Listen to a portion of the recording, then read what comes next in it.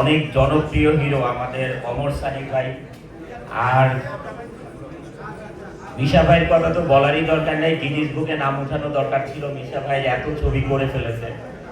তো যাই হোক, ইকবাল ভাইয়ের সাথে আমি একটা কাজ করেছি, টিভি আপনারা সবাই জানেন। ইকবাল ভাইয়ের আইডিয়া ভালো।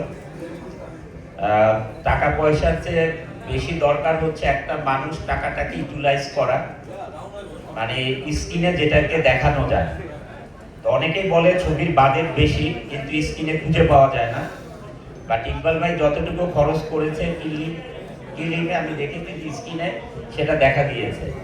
তা আমি জানি গুলশানের চামেলি নামটা এই যুগের সাথে একদম, মানে আমি বলবো এখনকার যে পরিবেশ আমাদের, এই গুলশান নিয়ে অনেক অনেক ভিডিও দেখি আমরা ইউটিউবে, ফেসবুকে।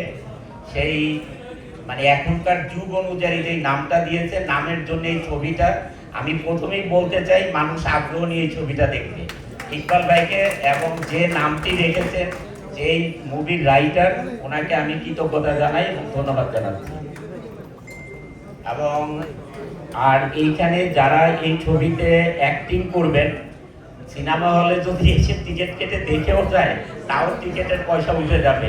এখানে যে লিজেন্ডারি যে অ্যাক্টররা রয়েছেন, অ্যাক্টার্স রয়েছেন, সবাইকে অনেক অনেক ধন্যবাদ। সবাই ভালো থাকুন। খোদা হাফেজ।